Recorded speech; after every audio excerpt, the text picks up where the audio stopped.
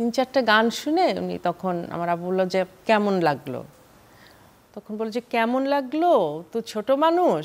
হ্যাঁ, এখন প্রথম কথার উচ্চারণ খুব সুন্দর, বাংলা, হিন্দি, উর্দু যে কোনো উচ্চারণ খুব সুন্দর, আর ভয়েসও সুন্দর, বাট গান কেমন লাগলো এটা আমি আগামীকাল বলবো। আপনি গানের মানুষ, আপনি যে হারমোনিয়ামটা ব্যবহার করেন আমি জানতে পেরেছি যে সেটা উস্তাদ গোলাম আলী খানের দেয়া। তো ওস্তাদ গোলাম আলী, হ্যাঁ হ্যাঁ। এই হারমোনিয়ামটা আপনার কাছে এলো কি করে? এই গল্পটাও খুব মজার।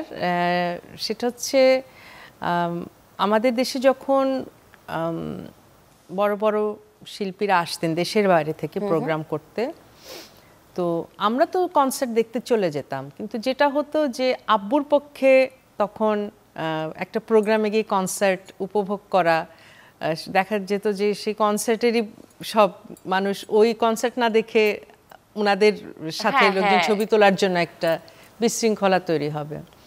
তো উনি এসেছিলেন ওস্তাদ গোলাম আলী, উনি এসেছিলেন বাংলাদেশে প্রোগ্রাম করতে।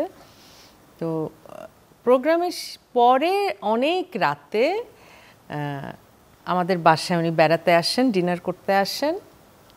তখন খালি গলায় উনি, ওনার ছেলে আব্বাস আলী সম্ভবত নাম, হ্যাঁ, ওনারা খাওয়া দাওয়া করেন। তো আমার পরীক্ষা ছিল এরকম, বাট আমাকে ঘুম থেকে উঠে আব্বু বলে আসো আসো দেখো কে আসছে। তো আমরা তো খুব উৎফুল্ল ভাই বোন, আমরা আচ্ছা এত বড় শিল্পী আমাদের বাসায়। থাম করে আব্বু বলল আমার মেয়েও তো গান করে, মানে হিন্দি বা উর্দুতে বলেছে আর কি, যতটুকু ভাঙা ভাঙা আর কি আমাদের যা হয়। তো বলছে আচ্ছা তাই, আচ্ছা বেটি চলো গান শোনাও। আমি উনার সামনে কি গান শোনাবো, কিন্তু ছোটদের কম বয়সীদের একটা সুবিধা হচ্ছে এরা এত ভাবে না। আমরা এখন যেটা অনেক যে বললেই কিন্তু গেয়ে দিলাম। কোনো গান পার্টিকুলারলি শুনতে চাই না, আমি একটা বাংলা গানই শুনেছিলাম সম্ভবত প্রথমে, তারপর আব্বু বলে একটা হিন্দি গান গাও, তারপর আমি আবার নূরজাহান ম্যাডামের একটা উর্দু গানও গেয়েছিলাম। আচ্ছা, তো গাওয়ার পরে একটা পাঞ্জাবি গানও গেয়েছিলাম, কারণ নূরজাহান ম্যাডামের পাঞ্জাবি গানও আমার তোলা ছিল অনেকগুলো। 3-4টা গান শুনে উনি তখন আমার আব্বু বলল যে কেমন লাগলো, তখন বলল যে কেমন লাগলো, তো ছোট মানুষ।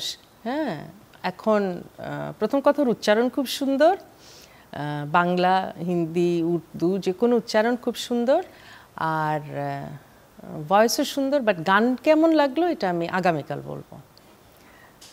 কি পরীক্ষায় বললাম কেন, তার মানে কত খারাপ হয়েছে যে উনি বলতে পারতেছেন না, এরকম ভাবলাম। বাট পরের দিন উনি ওনার নিজের হারমোনিয়ামটা আমাদের বাসায় পাঠিয়ে দেন আমার জন্য অ্যাজ এ গিফট। বলে যে এর চেয়ে বড় কমপ্লিমেন্ট তো হতে পারে না, আমার কেমন লেগেছে, মানে কিছু বলা লাগেনি, সে হ্যাঁ খুবই মূল্যবান একটা উপহার পাঠিয়ে বুঝিয়ে দিয়েছে যে আসলে গানটা কেমন লেগেছে। এটা একটা আশীর্বাদ, এবং ওইটা ওই হারমোনিয়ামই এখন আমার বাসায় রাখা, ওটাতেই আমি গান। এই যে এই গল্পটা শুনতে শুনতে যখন প্রসঙ্গটা এলো, যে প্রসঙ্গে আমি জানতে চাইবো সেটা হচ্ছে যে আলমগীর স্যারের কথা।